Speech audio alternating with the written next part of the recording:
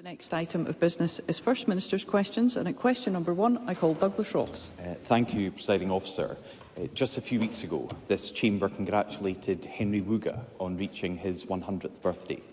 So it was with great sadness that we learnt of his passing peacefully at home with his daughters Hilary and Gillian last Friday. We send them our thoughts and condolences, and we also give thanks to the life of this remarkable man. From Nuremberg in 1939 to Glasgow via the Kindertransport, to life of professional and family success here in Scotland, capped by decades of service to Holocaust education. Scotland will miss his charm, his integrity and resolution, but we will never forget his testimony. And I believe that we can all commit to ensuring that his legacy will endure. Now reunited with his beloved Ingrid, may his memory be a blessing.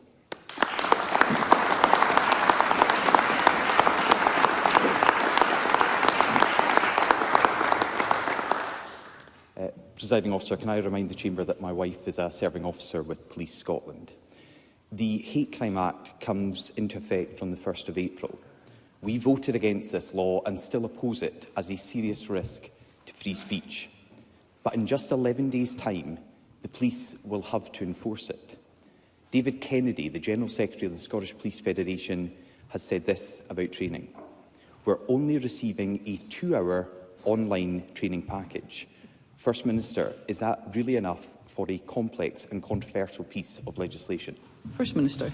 Presiding Officer, first and foremost, can I join with Douglas Ross in paying tribute to Henry Wooga, a greatly respected Holocaust survivor who we know passed away at the age of 100 earlier this week. It's hard to think that only a few weeks ago we stood up to wish him well on his 100th birthday, and now we're standing up once again to mourn his passing, because Henry was a truly remarkable man who made an enormous contribution to Scottish society, but his impact, his influence, his legacy goes far beyond Scotland, as he campaigned against anti-Semitism and, of course, reminded us to never ever forget the horrors of the Holocaust. My thoughts are very much with Henry's family, his friends and all those who had the privilege of knowing him, and in his memory we will all continue, I'm sure, to campaign against hatred in whichever form it rears its ugly head.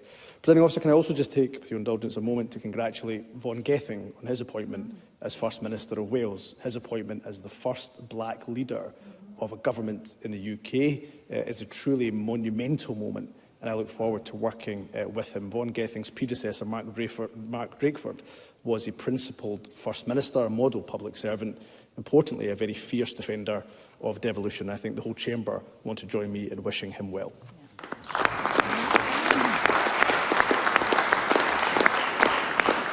Presiding Officer, to the matter at hand, first of all, let me say, when it comes to the hate crime bill, the Hate Crime Act, forgive me, there has been a lot of disinformation that has been spread on social media and some inaccurate media reporting and indeed by our political opponents. So I'm hoping this exchange we can shed more light than heat on what is actually in the Act as opposed to what is being said about it. In terms of training for police, let me say that I leave it as an operational decision and a matter for the Chief Constable to determine what training is absolutely appropriate. And of course, Police Scotland put out a statement just this week to challenge some of, in their words, the inaccurate media reporting that exists around the Hate Crime Act. So I've got absolute confidence in Police Scotland to ensure the appropriate training is in place.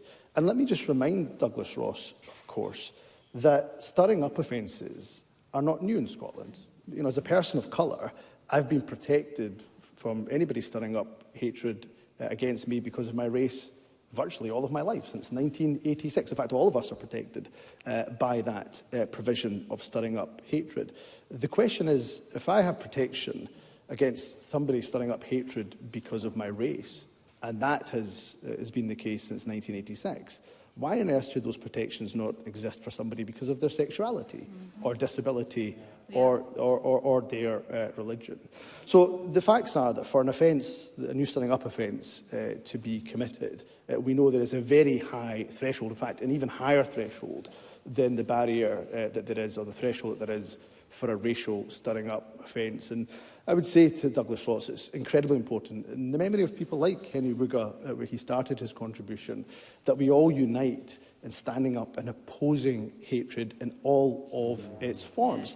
And a strong legislative framework to protect people is incredibly important. I would urge the Conservatives, I would urge Douglas Ross, that it would be far better for him, I think, to put more effort into tackling hatred as opposed to opposing a hate crime act. Douglas Ross. Can I echo the First Minister's comments and wish Vaughan Gethings well as the new First Minister of Wales? But we opposed the legislation at the time and still oppose it now because of the impact it has on free speech for people across this country. And I'm only reiterating the points made by the Scottish Police Federation, the representative body of our officers across Scotland. They say that their officers can barely deal with existing crimes, let alone this new law. They described the Hate Crime Act as, and I quote, a recipe for disaster.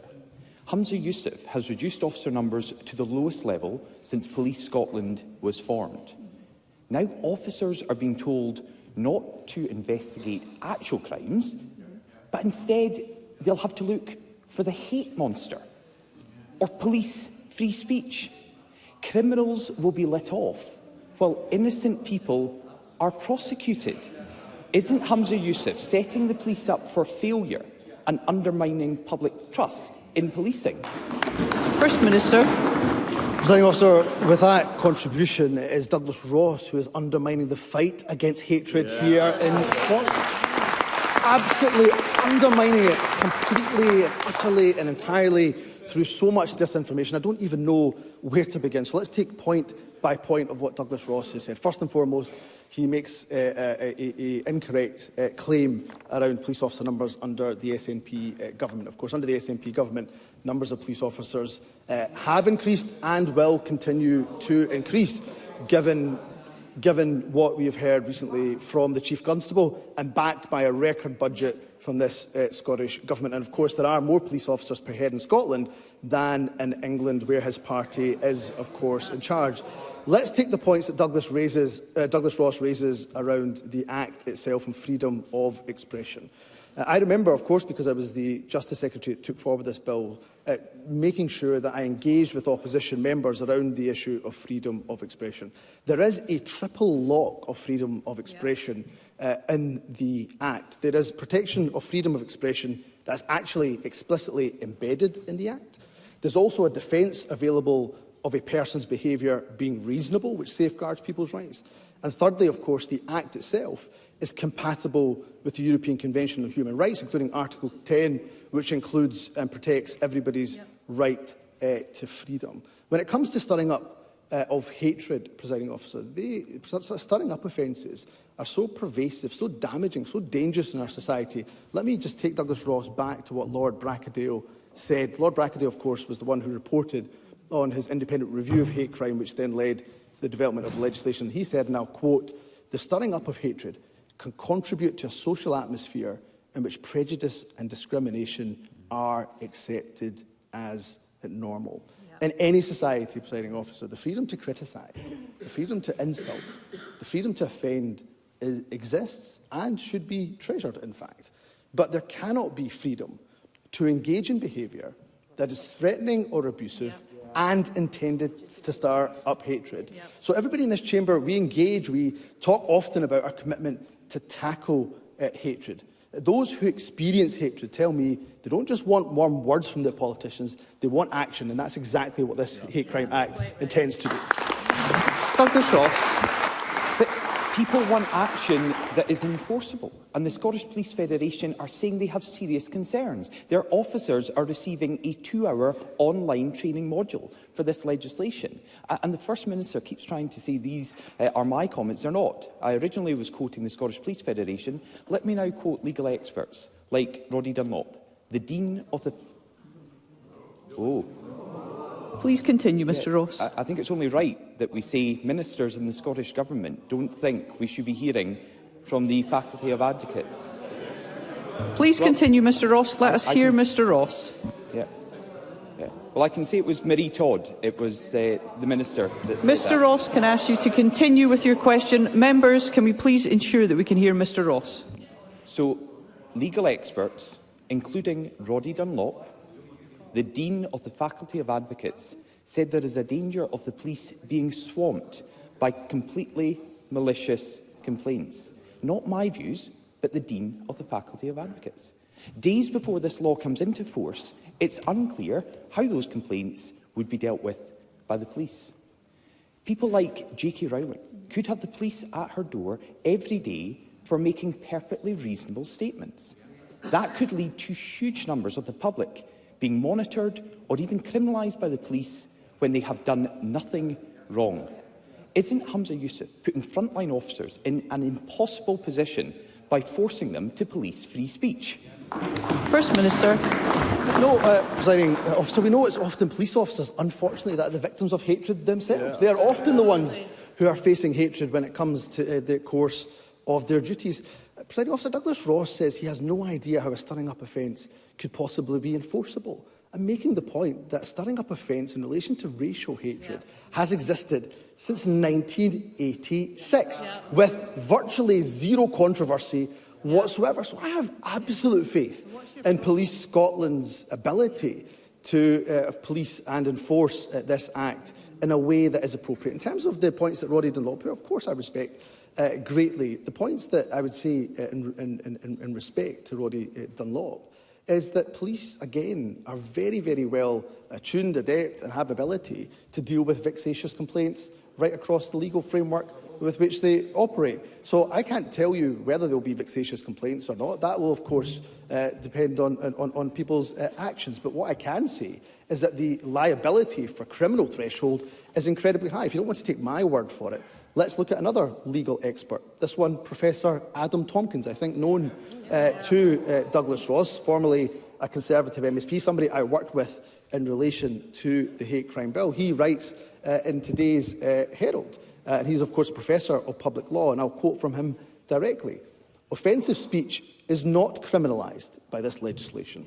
The only speech relating to sexual orientation, transgender identity, age or disability outlawed here is speech which, 1, a reasonable person would 2, consider to be threatening or abusive, 3, which was intended to stir up hatred, and 4, was not reasonable in any circumstances. He goes on to say, just because you feel offended by what someone does not make it a hate crime. And then goes on to say, under the Hate Crime Act, the threshold of criminal liability is not a victim that feels offended, i.e. a subjective test, but that a reasonable person would consider the perpetrator's actions or speech to be threatening or abusive. So, Presiding Officer, let's stick to the facts. And the facts are this, that we are all purport to be concerned about the rises in hate crime that we've seen in our society over the years. But there's only some parties in this chamber that I believe are willing to take the action that is necessary to tackle it. It was, of course, an act and a bill at that point that was debated thoroughly in this chamber. It is unfortunate that the only party that opposed it, of course,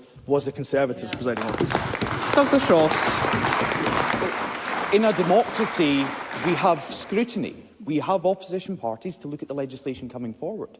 And there have been and continue to be serious reservations about this Act that was passed and now how it will be implemented.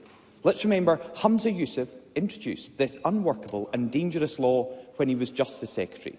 Now he's bringing it into force as First Minister with little training and not enough support for the officers who will have to enforce it. Let's have a quote from a Professor of Law at Glasgow University, First Minister just quoted. Alistair Bonington said this, like many of the SNP's attempts at lawmaking, this Act will be set aside when it is properly examined in a serious court. This looks like another SNP law that will have to be discarded, just like the named persons and the Offensive Behaviour at Football Act. We've said from the outset this law is a disaster in the making. It criminalises free speech. It risks a fundamental right. It's overreach by the SNP into people's homes. It could result in the public being criminalised for no good reason. It is set to be a shambles. Let's hear Mr Ross. It is set to be a shambles from day one in just 11 days' time. So will Hamza Yusuf finally accept that he has created another bad SNP law that will quickly descend into chaos? First Minister. What's dangerous, Presiding Officer, isn't the law. What's dangerous is hate crime in our society, Presiding Officer. You see, Presiding Officer, we did debate this Act when it was, of course, a bill going through this Parliament extensively.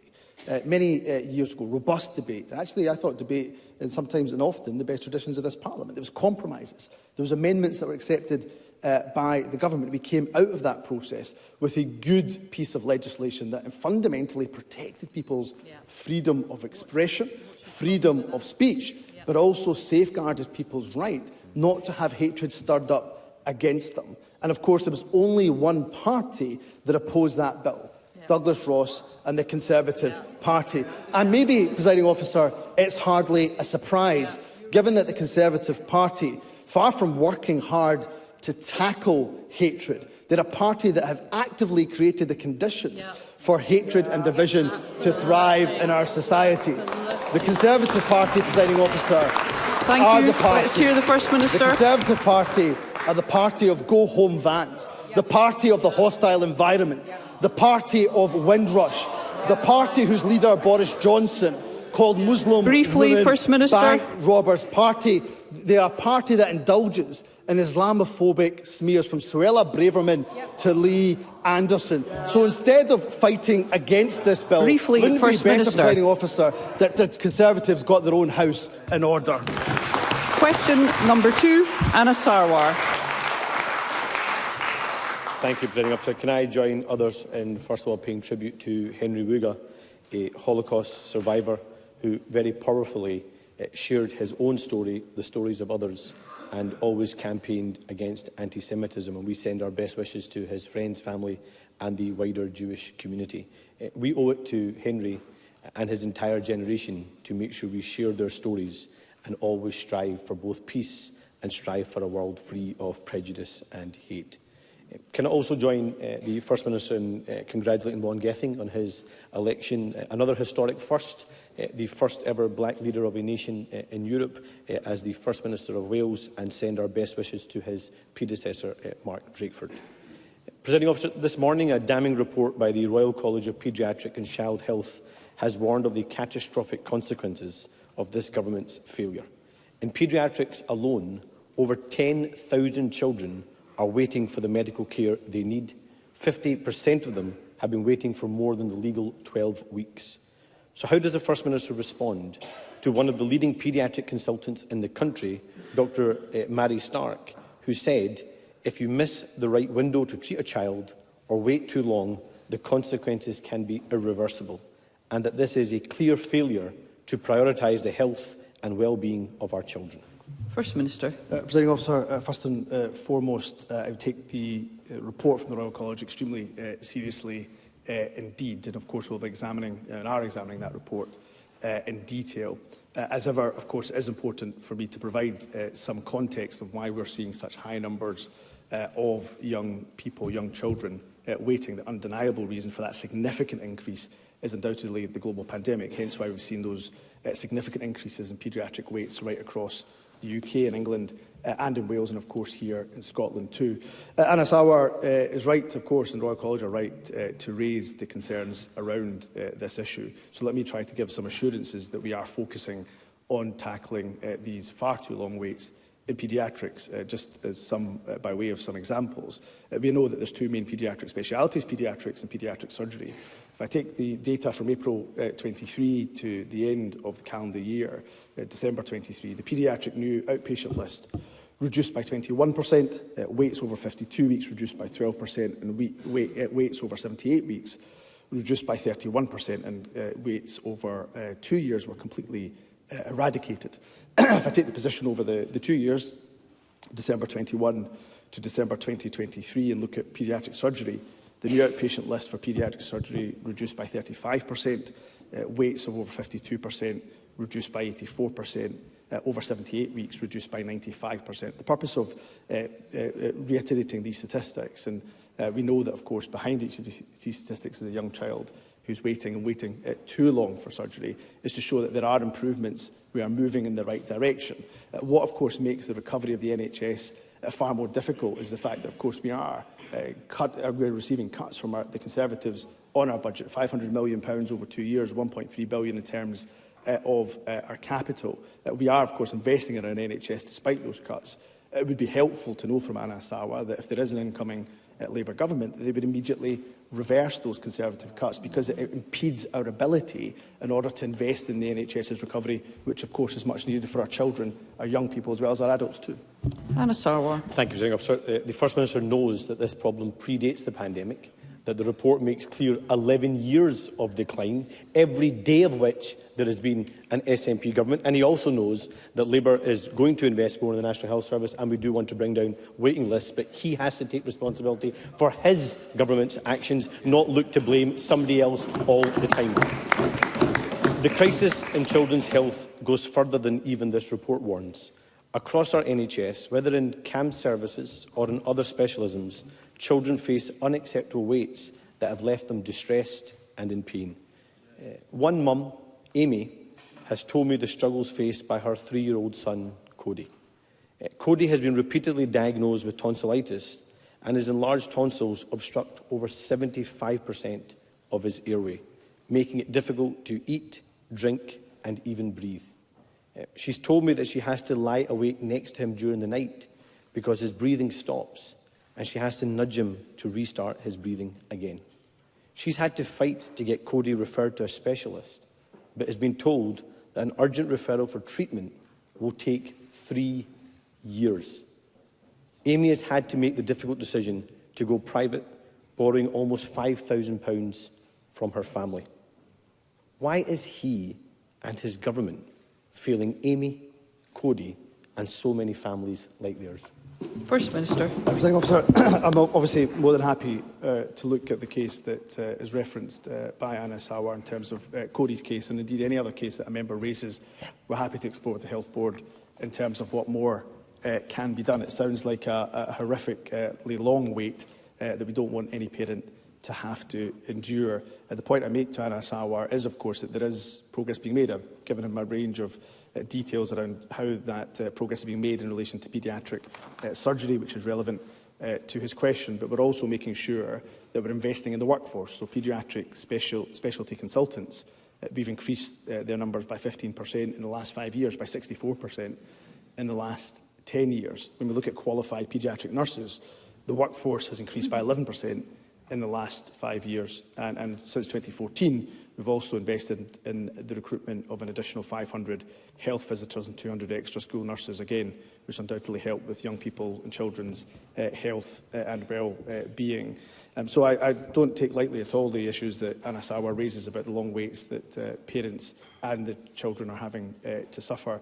In Anna Sawa's initial response, of course, he didn't answer the question that I asked, which was that, of course, would an incoming Labour government, potentially incoming Labour government, immediately reverse the £1.3 billion cut, which is making an impact in terms of our healthcare provision. If he could give that confirmation, then we may be able to plan further ahead in terms of the further investment we're able to make, because it's only through record investment in the NHS are we going to be able to recover our national health services for children and young people.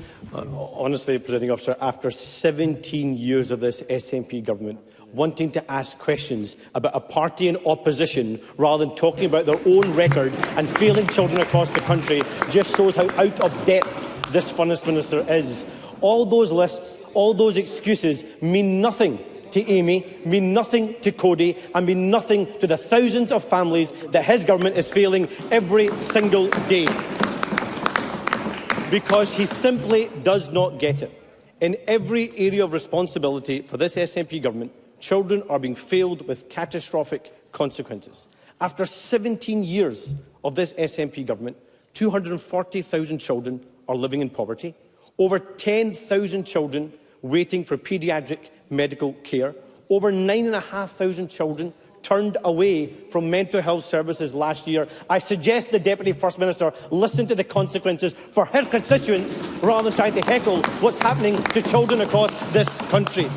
And for those that were referred, over 5,500 children are waiting to get mental health support. And now nearly a third of pupils in Scotland are persistently absent from school, in some areas as high as 50%. Almost 40% of pupils now need additional support. At the same time, this SNP government has cut 400 ASN posts in the last decade. Isn't it clear that Humza Yousaf and every single member of this SNP government are failing Scotland's children? First Minister. No, I don't agree with that, Presiding Officer. I thought it was a pretty reasonable question, which obviously Anna Sarwar is unable to answer, and he'll want to maybe be honest with people about the answer. He was unable to answer a very simple question, that if there is an incoming Labour government, will they immediately reverse the Tory cut to Scotland's budget? The fact that he was unable to answer the question demonstrates that he either does not know the answer, Presiding Officer, or he is not being honest with the people of Scotland.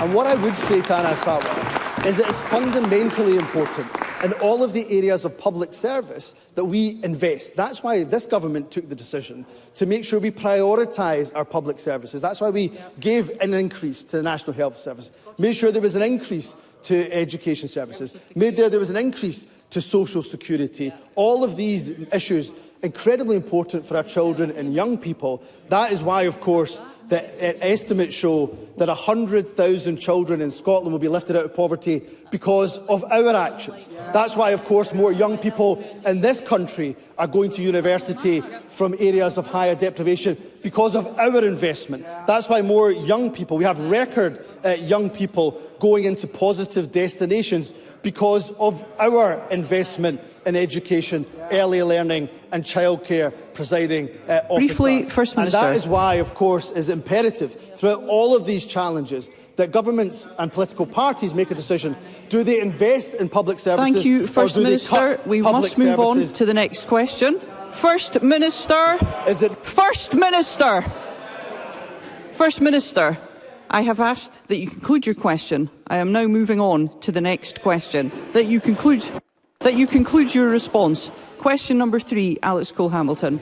Thank you very much, Presiding Officer. And can I associate the Scottish Liberal Democrats with the remarks already made about the passing of Henry Wooga and indeed the election of Vaughan Gething, to ask the First Minister when the Cabinet will next meet? First Minister. Tuesday. Alex Cole-Hamilton. Presiding Officer, yesterday the Committee on Climate Change delivered a devastating verdict about the record of the Scottish Government. The key 2030 emissions target just won't be met. The Government is off course by a country mile on heat pumps, electric vehicles, recycling and more. And its Chair, Chris Stark, said yesterday the strategy is just not there. Take tree planting. They say Scotland needs to do twice as much, but the Government has just reduced spending on that by nearly half. It's going to put people out of work, and tree nurseries have already signalled they will have to torch hundreds of thousands of saplings because of the cuts. To think the Environment Secretary once boasted that global leaders were looking to her government for advice, well, her phone is silent now. So can I ask the First Minister, where are the Green Party in all of this? Fewer bus and train services, going nowhere on renewable heating, a botched deposit return scheme. Doesn't he recognise that bringing them into government has done precious little to help us combat the climate emergency? First Minister. Presiding Officer, first of all, we do take the report from the Climate Change Committee extremely seriously, and Chris Stark, well respected, and therefore, of course, his opinions are being given the due and weighty consideration that they deserve. It's a serious point, of course, that he raises around the 2030 target. Of course, at the time when that target was being debated, the Climate Change Committee made it clear that it would be extremely difficult, if not frankly impossible, or indeed that target was stretching credibility at that time. Nonetheless, we as a Parliament came together, all political parties came together to embed that target within the legislation. In terms of tree planting, let me just remind Alex Cole-Hamilton that around 75% of all new woodland throughout the UK is here in Scotland. Not only that, we launched, of course, the world's largest floating offshore wind leasing round through Scotland. We ensured, of course, that Scotland has the most concessionary travel scheme in the UK, with more than a third of the population benefiting from free bus travel. We've invested £65 million in installation of over 2,700 public EV chargers, and we continue to offer the most generous package of grants and loans in the UK to support the move to clean heating. What I would say to Alex Cole-Hamilton, what makes this job of ours more difficult in trying to reach our targets, and we are committed to that overall 2045 target, of course. What makes that more difficult is every time we bring forward measures, be it the deposit return scheme, low emission zones, workplace parking levy, proposals for carbon capture, or indeed our standards around heating and reducing emissions. What makes that job far more difficult, Presiding Officer, is that the opposition oppose every single measure we bring to this chamber to tackle the climate crisis. Question number 4, Kevin Stewart. Thank you, Presiding Officer. To ask the First Minister what analysis of passenger behaviour and numbers has been carried out since the inception of the removal of peak rail fares pilot.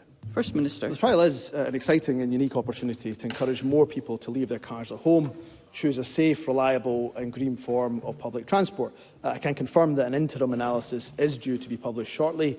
It examines the impact on rail travel patterns and other modes. The Scottish Government will carefully consider the impact and, of course, the long-term sustainability of any further measures before we confirm what our next steps are. Kevin Stewart. Thank you, Presiding Officer, and I thank the First Minister for that answer.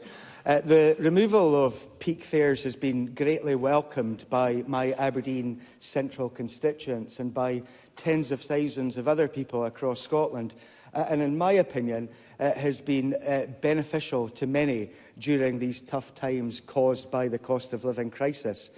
Can the First Minister give an indication on whether the removal of peak fares will become permanent? First Minister. I'm really pleased to hear about the positive impact that this particular policy is having on Mr Stewart's constituents, and I've heard similar stories from my own constituents and constituents of other MSPs right across the country, particularly during this cost of living crisis. But the purpose of the ScotRail peak fares is twofold: to find out whether such measures do help to move people from car to rail use, but also to help passengers facing the cost of living crisis. So we know that price and simplicity are crucial for people when it comes to choosing how to travel. So the pilot, we know, as has already been said, operates until the end of June. As such, it would be, of course, inappropriate to confirm whether, of course, the abolition of peak fares will become permanent ahead of a final evaluation. So it will be important to review the data as the entire purpose, of course, of the pilot, to see whether or not we're seeing that modal shift and to examine the data around how much this is helping people during a cost of living crisis. But of course, when that evaluation has been appropriately analysed, we will of course inform Parliament of the next stages and steps in relation to this particular policy. Alec Crowley. Presiding Officer, there's no doubt that if we are to get any place near reaching our net zero targets, then we have to do much better when it comes to reducing emissions in transport. So will the First Minister commit to come back to this chamber in enough time so that we will be able to hopefully make this pilot permanent? Because what in effect is the case is that people are being priced off public transport, and if we want to tackle that and we want to get more people to use public transport, then it is exactly this type of step, which I welcome, that we need to now make permanent. First Minister. I can say to Alex Rowley that, of course, we will evaluate the data and we will, of course, bring forward an analysis of that data. It's important that we don't preempt that data. We need to see whether the data actually has shown us, has demonstrated that modal shift that Alex Rowley rightly talks about. So let's not preempt that data.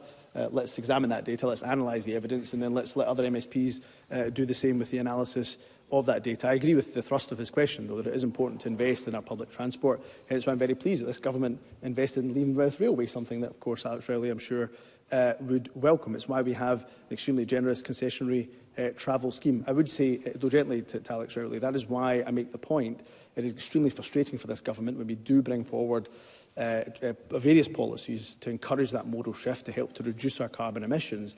They are often opposed by the opposition. We brought forward the workplace parking levy, for example. It was called by his colleague, who is sitting just a couple of rows behind him, Colin Smith. He described it as highway robbery. He called it a car park tax. So it's really unfortunate, Presiding Officer, that when we bring forward these measures, opposition parties oppose it simply for the sake of opposing it. Question number 5, Megan Gallagher. Thank you, Presiding Officer. To ask the First Minister whether the Scottish Government will engage with NHS Scotland on ending the prescription of puberty-suppressing hormones to children following the recent announcement by NHS England. First Minister. Presiding Officer, we are aware of the new clinical policy issued by NHS England last week on the routine prescription of puberty-suppressing hormones for children and young people as a treatment option for gender dysphoria. The details of this are being closely considered by NHS Greater Glasgow and Clyde and its relevant clinical team, obviously as the provider of young people's gender services at Sandyford. Any decision on how such healthcare is delivered in Scotland will rightly be made by health boards, but most importantly, the clinicians involved. It should be noted NHS England's announcement follows our interim policy position last year, recommending puberty blockers are only accessed via a research programme it is establishing. The Scottish Government and NHS Scotland remain observers to this particular study, and we're considering what further engagement may be appropriate. Megan Gallagher. I asked the First Minister about the prescription of puberty blockers to children in May last year. The First Minister said, and I quote, "I support such decisions being made by clinicians, by the people who have clinical knowledge. We should trust those who have clinical expertise, as opposed to standing here in the chamber making judgments about what is best for young people who need gender identity services. But the truth of the matter is, we don't know if puberty blockers have long-term, life-changing consequences on young people who take them. That's why NHS England are conducting a review. Therefore, will the First Minister publish all evidence his government has that puberty blockers are safe for children? And if his government doesn't have any evidence, why is he allowing NHS health boards to prescribe them? First Minister. Presiding Officer, Megan Gallagher read out my response to her last time round. My position hasn't changed one iota, hasn't changed one bit. I still believe it is the point that clinical experts in Scotland should be the ones who determine whether or not puberty blockers are prescribed or not. I think that's a sensible position, as opposed to politicians demanding what clinical treatment should be. It should be for the clinical experts. In terms of the study that is taking place, I did reference in my response to Megan Gallagher's very first question that we are engaging with the study that's taking place. The Scottish Government and NHS Scotland are well engaged with NHS England on its planned study into the use of puberty blockers in young people's gender identity healthcare. We are observers to that study, and that remains a work in progress. We are considering what future engagement in that research may well be possible. So I just go back to the point that I've made already to Megan Gallagher. Of course, it is for clinicians to make these judgments. I think it is right that we trust our clinicians and their expert decision making. And in terms of the studies that are taking place in England, I'm more than happy to confirm that we are observers. We are keeping close to NHS England, and we'll continue to do so as that study develops. Question number 6, Pauline McNeill. To ask the First Minister what resources the Scottish Government will be providing to Police Scotland for the investigation of complaints made under the Hate Crime and Public Order Act 2021. First Minister. Presiding Officer, we have worked with justice partners, including, of course, Police Scotland, to ensure the Act is effectively implemented when it commences next month. The Scottish Police Authority's budget for 24-25 delivers record police funding of £1.55 billion. It's an increase of 92.7 million when compared to the current financial year. It is for the SPA and the Chief Constable to allocate this budget according to their priorities and their needs, and that should absolutely include the investigation of complaints that are made under the Hate Crime Act.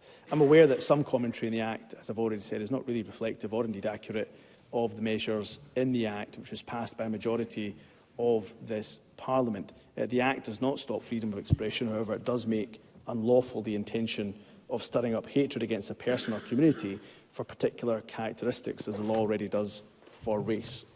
Pauline McNeill.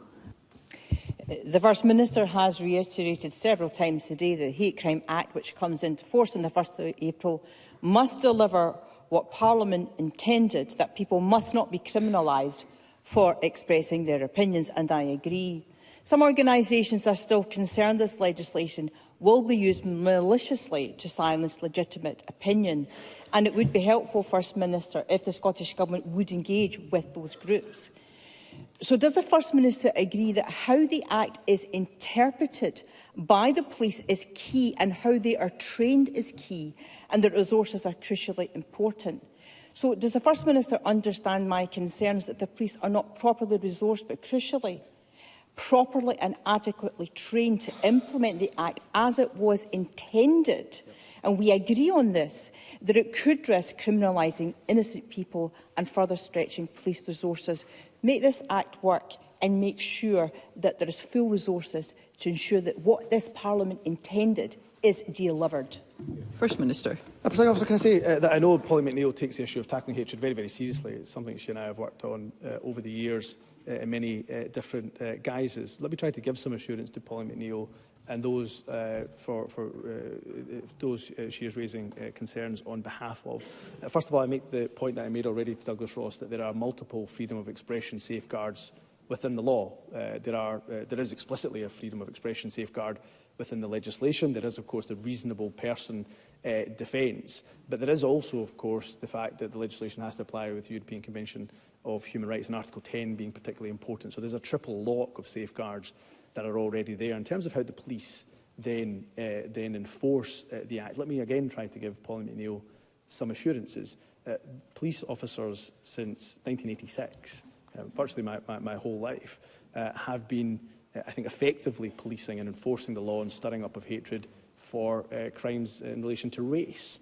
Now, the threshold for the new offences is higher than, of course, the racial stirring up offence. But if they've been doing so since 1986, with virtually zero controversy, I've got every confidence that they're able to do so for the new offences that are being brought into law in just a matter of weeks' time. In terms of resourcing and training, I'll just reiterate the points I've already made. We are providing record funding for Police Scotland for Police Scotland in relation to the next year's budget, and in training, again refer to the points that have already been made by Police Scotland in the public domain, and I have every confidence in their ability to train officers for this Act when it comes into force. And I'm very pleased this Act will be coming into force, because I believe it will give people the necessary protections at a time when we're seeing hate crime far too pervasive in our society, far too prominent in our society, and being peddled by some with impunity in our society. Thank you, First Minister. Ivan McKee. The First Minister will be aware that the Police Scotland hate crime website explicitly stereotypes young working class men from constituencies like mine and his as most likely to commit a hate crime. Does he agree with me that publicly demonising this disadvantaged group, already heavily impacted by negative interactions with the criminal justice system and disproportionately damaged by addiction and other challenges, will neither assist them nor aid efforts by many community groups and others in my constituency who work to create opportunities for them? First Minister. Well, sure, Presiding Officer, while the Conservatives were shouting down Mr McKee when he was asking his question, I think it's a legitimate point that when it comes to any marketing, any awareness campaigns that are done, it's exceptionally important that there's no stigmatisation of any communities whatsoever. Let's just stick to the evidence and the facts in relation to those who are victims, and indeed anybody that is a perpetrator of hate crime. But let's do that in a way that doesn't stigmatise one or other community, and certainly doesn't pit communities against each other. The entire point of the Hate Crime Act, and indeed I think all of our endeavours, or most of our endeavours in this chamber around tackling hate crime, are around so that we can have a more cohesive society, as opposed to one that pits one community against another. So I do agree with Ivan McKee that we should focus on tackling stigmatisation, stigma wherever it exists in our society. He's also right to highlight that many organisations and agencies that are providing opportunities to our young people, First Minister. Whether it's the work of Skills Development Scotland, national training programmes and apprenticeship programmes, and many others that are supporting our young people during these challenging times. First Minister. In the time we have available for constituency and general supplementaries, I call Liam Kerr. Very grateful, Presiding Officer. Devastating figures this week revealed people can be waiting up to 2 years for audiology assessments at NHS Grampian. The Chief Executive, Adam Caldwell's, laid the blame for that squarely at the door of this government, which underfunds the service and fails to properly workforce plan. How precisely does this government intend to drive these waiting times down, and when will the people of the North East see results? First Minister. Presiding Officer, first and foremost, when it comes to long waits, I reiterate what I've already said here, that anybody who's waiting far too long, of course, that is not acceptable, and we are working hard to recover our NHS services. In terms of Grampian itself in 24-25, NHS frontline boards will receive, of course, increased investment of almost 550 million, a real terms increase of almost 3%. NHS Grampian seeing £46.6 million increase in its investment, and that is the decisions that this government is proud to take, in very stark contrast to the Conservatives in England. We are investing in our NHS at a time when they're choosing tax cuts for the wealthy over investment in public services, Presiding Officer. And Bob Doris. Presiding Officer, babies across the UK face delay in treatment for the debilitating genetic condition spinal muscular atrophy because no newborn screening programme exists. I recently met 2 impacted families who want to know why the majority of European countries screen for SMA, yet we don't. Something I've been campaigning for some time. It makes a real difference to the lives of newborn babies. Does the First Minister agree with me, given it now appears likely there will be a UK screening pilot for SMA, that Scotland should be included? And will the First Minister meet with me to discuss work undertaken in Scotland to prepare for such a pilot, including, I think he will welcome, identifying potential partnership funds to deliver it? First Minister. I do, of course, recognise the urgency families in Scotland feel around this issue. For those affected by spinal muscular atrophy, it can be absolutely devastating. I share the desire for any action that would prevent that. The UK National Screening Committee is very much in the best place to evaluate all the evidence, and I do welcome the in-service evaluation that NHS England is carrying out. I hope that that will bring us closer to a decision. Discussions are ongoing about the potential for a Scottish-specific study or for Scotland to participate in the ISE and the in-service evaluation. However, there are a number of factors that must be worked through before a final decision can be reached. And of course, I'm always happy, as is the Health Secretary, to meet with Bob Doris on this very important issue. That concludes First Minister's questions. The next item of business is a member's business debate in the name of Douglas Ross, and there will now be a short suspension to allow those leaving the chamber and public gallery to do so.